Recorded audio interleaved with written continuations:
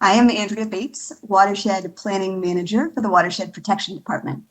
Our team is also very sad to lose Matt as our guide and participant in the upcoming strategic plan process, and we will do our utmost to build on the foundation that he has laid and channel all of his incredible positive energy. And luckily, we envision an interdepartmental engagement component of the strategic plan, and so trust that we will be reaching out to him with his Austin Water hat on as well. So I'll be presenting on the strategic plan with Sari Albornoz, a community engagement planner for watershed protection. Our colleague Erin Wood is also here and can help answer questions and participate in the discussion after the presentation. So as we start, I want to give you an audience some background information about what the Watershed Protection Department does. Our department's mission is to protect lives, property, and the environment of our community by reducing the impact of flooding, erosion, and water pollution. Our work helps to keep Austin's creeks and lakes healthy and safe, prevents creek banks from eroding, and strives to keep people and their homes safe from flooding. We do this work through a wide variety of activities. For example, we perform modeling to figure out what buildings and roads are at risk of flooding. We conduct ecological research and restoration, things like testing water quality and planting trees along creeks. We offer educational programming, both for children and adults. We inspect and maintain the city's drainage infrastructure, doing things like cleaning inlets and storm drains. We build capital improvement projects, like shoring up eroding creek banks, building new storm drains, installing rain gardens.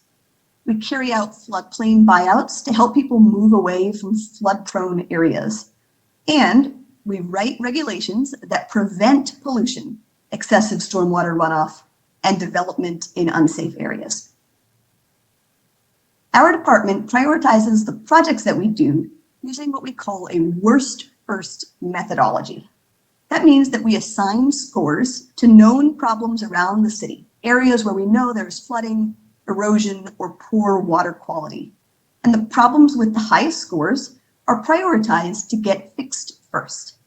There are some other factors that weigh into project selection and prioritization, like whether sufficient funding is available to take on high priority projects. But that worst first methodology is a key component of how we've done our work for a long time. It's our watershed protection strategic plan that guides all of this work. The strategic plan does several things. First, it acts as the guiding blueprint for the department. It sets goals and objectives for the work, establishes the methods that we use to prioritize those problems, and identifies a wide variety of potential solutions.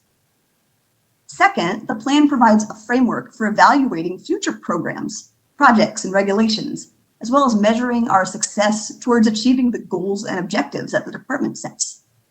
And third, the plan serves as a communication tool to help explain Watershed's work and priorities to our own staff, of course, but also to city executives, boards, commissions, and council members, and ideally the Austin community at large. So a quick note now about the name of the plan. We used to call this the Watershed Protection Master Plan, but like many other city departments, we are moving away from the term master plan because of the negative associations our community has with the racist and harmful 1928 master plan. So it will be the strategic plan going forward. So the strategic plan was originally adopted as the Watershed Protection Master Plan in 2001. The public input process at that time included a citizens advisory group, a phone survey, and some public meetings. We don't have demographic data of the people who provided input, so we can't say for sure who was represented. But anecdotally, we know it was not a group that reflected the diversity of our city. The last major update to the strategic plan was completed in 2014.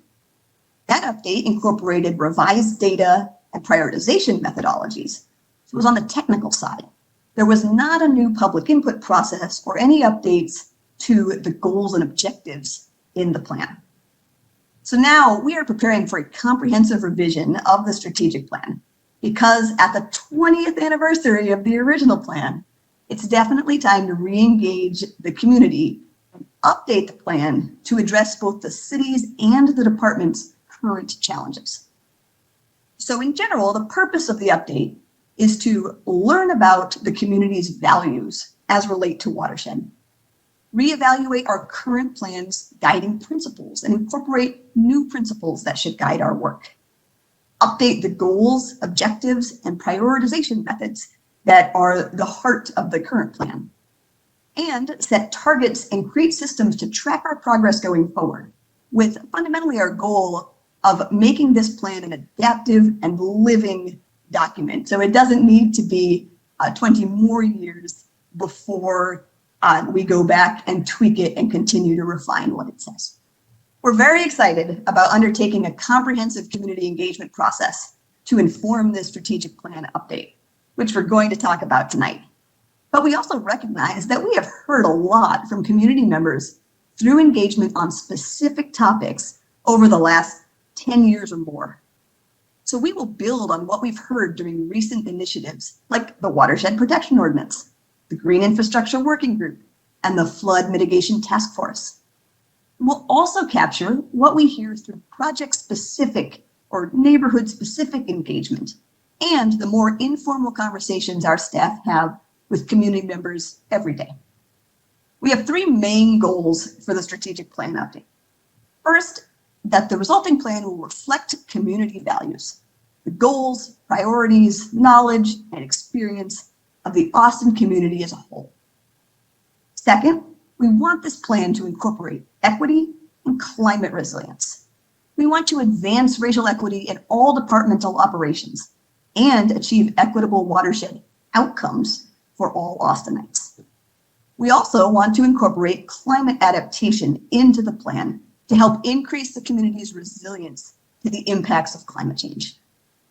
And then finally, we want the resulting plan to be understandable and accessible and informative to a very broad audience. It's very important for our department's work, but we want it to be accessible and useful to all of our community members as well.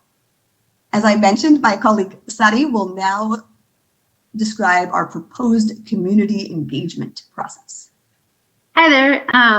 As Andrea mentioned, I'm Sari Albornoz, Community Engagement Planner with Watershed's Planning Division, and I'm happy to be with you this evening. So to continue, during our preliminary planning, we've been thinking a lot about our goals for the engagement process. First, we want to be respectful to participants. We want to make it easy and enjoyable to participate. We want to be transparent about how we'll use people's feedback and only seek feedback that can be and will be used to inform a decision. We want to use strategies that are tailored for specific groups or topics. And we want it to be an iterative process where we summarize what we think we've heard and then check back in with the community to make sure that we got it right. Second, we want to use an adaptive process. We're defining metrics for success and we'll use them to track how we're doing. We hope to continue the engagement process until we've met those metrics.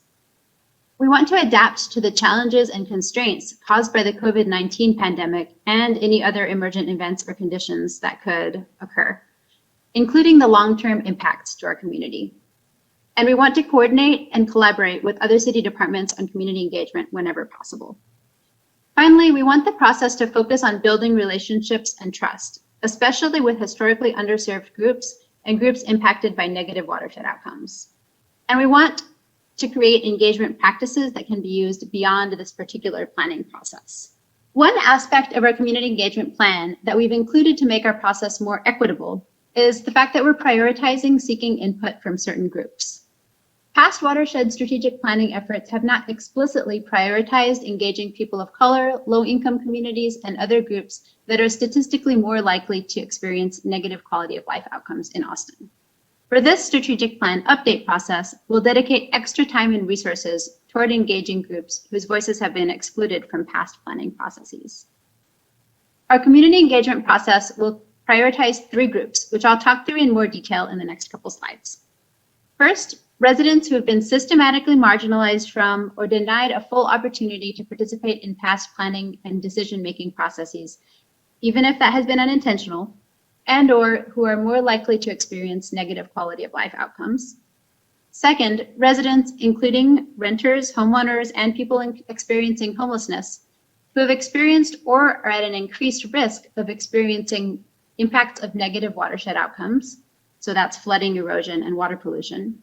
And third, groups with environmental, health, and safety expertise and focus, and government or institutional partners. So although these groups will be our priority and will receive extra time and resources during our engagement process, our goal is to reach a representative sample of the Austin community. So that means that we're also going to use broad engagement strategies like surveys and meetings that are open and accessible to everyone. So again, our first priority group is folks who have been underserved and denied a full opportunity to participate in past planning processes and/or who are more likely to experience negative quality of life outcomes. We've included the following groups in priority group 1. The group includes people of color, low-income people, non-English speakers, immigrants and refugees, folks who have physical or technological barriers to participation, including people with disabilities, people lacking digital literacy and/or internet access, and people lacking access to transportation, LGBTQIA+ people, youth, and seniors. The second priority group is residents who have experienced or are at an increased risk of experiencing impacts of negative watershed outcomes. So again, flooding, erosion, and water pollution. This includes people who are at risk but haven't necessarily had a negative experience. For example, someone who lives in the 100-year floodplain but hasn't experienced a flood.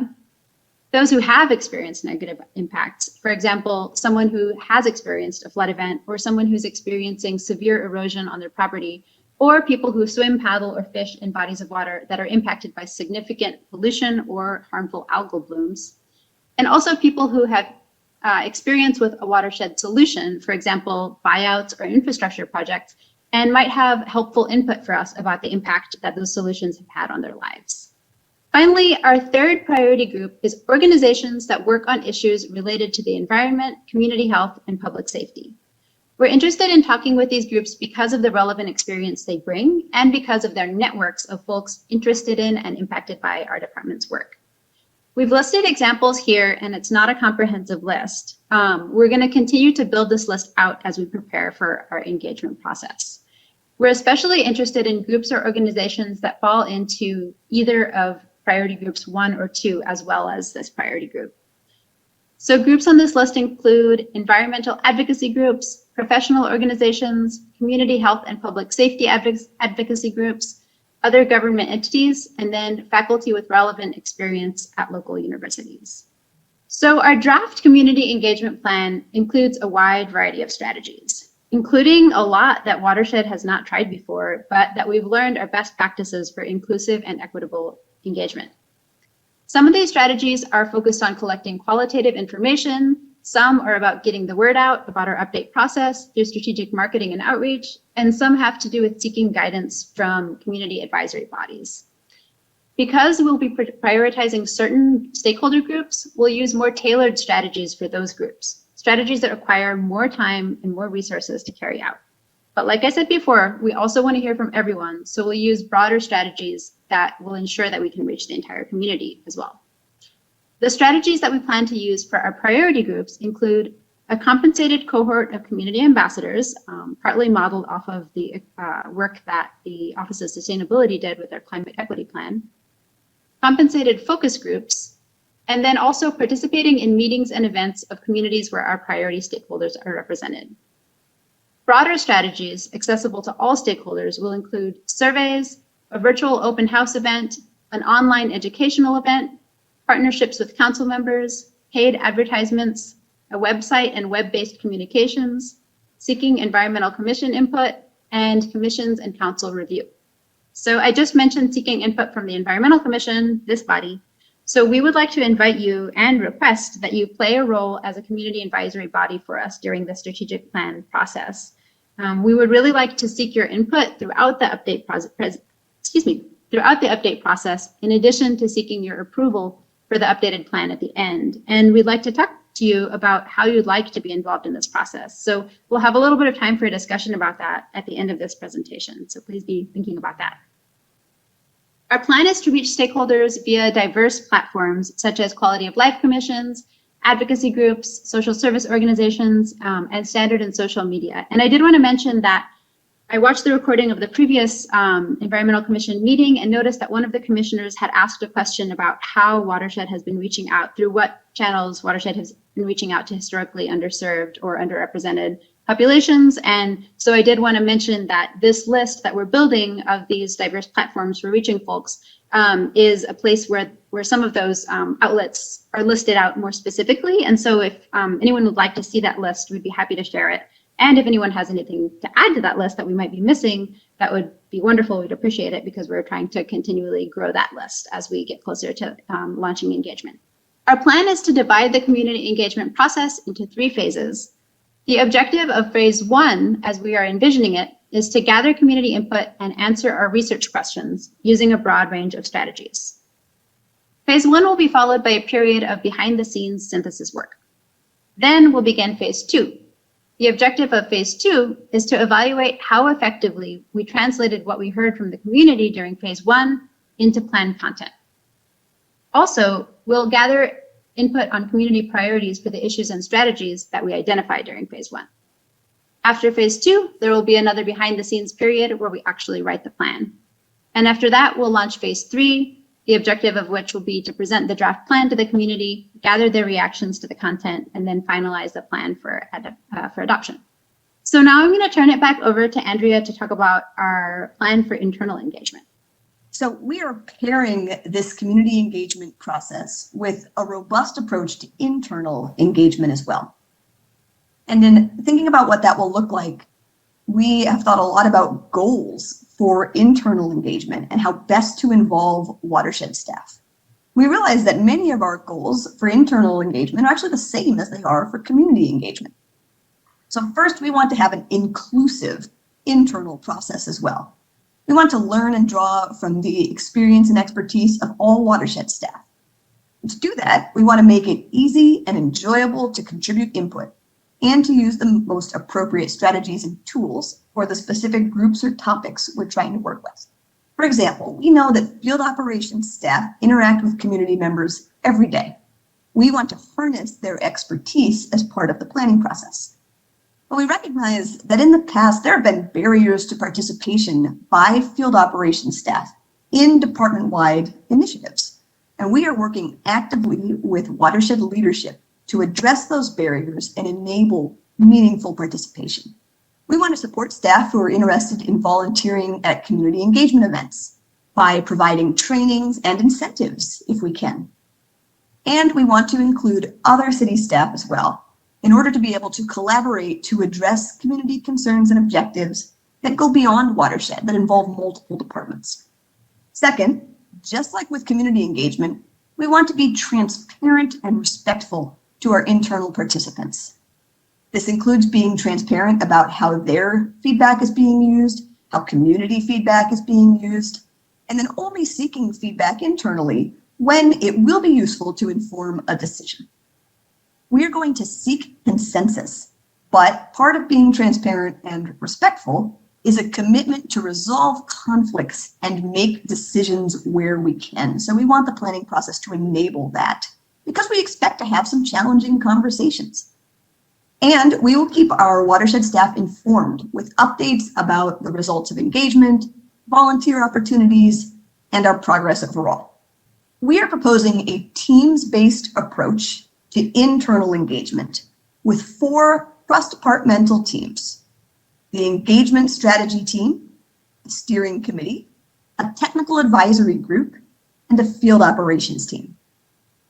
The focus of the internal engagement effort would be on these teams, but through their work and through direct outreach by planning staff, we will also be seeking feedback from all staff in the department. So it's a representative structure with a goal of reaching everybody or incorporating everybody's perspective and expertise. So the first team in this list is the engagement strategy team. Its purpose is to create and implement the community engagement plan. We've been working with them to create this draft plan, staff members with experience and expertise in community engagement, assisting the planning team in coming up with our community engagement proposals. They will then help us continue to evaluate it and implement it over time. The second team is the steering committee. They are content focused. They will evaluate department and community input, discuss technical content that's going to go into the plan, and make recommendations to upper management on what the strategic plan should include. This will be a fairly small team, so there will be focus on representation and communication. The third team is the technical advisory group. This will be a support network for the steering committee as a way to involve more staff in key steering committee conversations and decisions. The purpose of this group is to provide additional subject matter expertise to members of the steering committee to inform their work. So it's broadening direct staff input and influence on the content. The fourth team is a field operations team. As I mentioned before, we've been thinking a lot about how to design an internal engagement process that includes meaningful representation from field operations. We want to adapt our engagement approach to meet field operations staff's logistical needs, which are different than many of the staff who office in one Texas center and who are more familiar and used to working on department-wide initiatives like this. The role of the field operations team would be the same as the technical advisory group, to provide additional subject matter expertise to inform the content of the strategic plan. However, we're considering having a separate to be able to better tailor it to field operations staff, better meeting times, maybe different or more clear assignments, and additional logistical support to enable participation from folks whose core job is not office-based or doesn't have the same flexibility to participate in a 9 to 5 meeting at one Texas center that many of the other staff do. So that's the thinking besides having a separate team that can be tailored to those specific needs. Finally, there'll be the planning team who will lead the process to update the strategic plan and organize and support and facilitate the work of the other teams. So a lot of the background work and the facilitation will be done by the planning team to make it as easy for other staff to participate as possible. And in addition to all these watershed-based teams, the planning team will also collaborate with representatives from other key departments like those listed here. So as you can probably tell, we are gearing up for a pretty ambitious undertaking. When we first started scoping this update, we were aiming for about a 1.5 year long process with community engagement starting this summer or fall. Unfortunately, we are not ready to launch community engagement yet. The planning phase has taken longer than we expected, and we have some key materials to prepare and some final steps to take before the official kickoff. But as we've done this planning work, as we've developed the scope of the plan and detailed proposals for community and internal engagement, we also realized that to do it well will be more like a 3-year process. That said, we know 3 years is a long time. And so although we want to be realistic, we'll continually look for ways to streamline and to speed up the process if we can as we go. So right now our vision is to start community engagement with essentially a soft launch in January 2022, this coming January. We'll conduct focused outreach and start developing partnerships or calling upon existing partnerships with key community organizations January through March in order to prepare for what would be the citywide launch. Then in March, we plan to officially kick off phase 1 of community engagement. This phase 1 would last 9 months through November 2022, with the primary information gathering happening in the first 6, and then some answering or soliciting input on some more specific questions in the second 3 months. In this timeline, you can see there's a break between phase 1 and phase 2 of community engagement, which would start the next May 2023. And as Sari described, in between the two, we will be launching internal engagement and starting to work on content development which is shown as internal engagement is kind of collapsed into plan development in this timeline. We don't go into the details there, but it will also be starting and running concurrently with community engagement. Because the point of phase 2 of community engagement is to take information back to the community, to have received input, translated the input, turned it into draft products and recommendations, and then to take those back out and ask, did we get it right? So that's why there's a break between the 2 community engagement phases.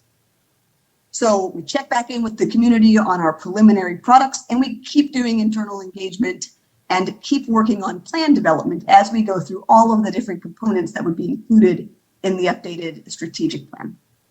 Then that would continue throughout 2023, and we will be developing the actual draft plan. That draft plan then goes back to the community as phase 3 of engagement. So checked in on preliminary results, incorporated information, turned it into a draft plan, coming back with the draft. And then after a shorter community feedback on the draft in the summer of 2024, incorporating the final revisions before taking the plan through the formal adoption process. So this is some key contact information for future reference, but now we are very happy to answer any questions and would love to hear your thoughts about the proposed update process. As Sari mentioned, we would especially like to know how you might like the commission, this commission, to be involved throughout the process as an advisory body. For example, would you like the full commission to receive regular briefings or briefings at key milestones? Would you like to convene a working group that might be able to get more into the details than the full commission could in a standard meeting setting?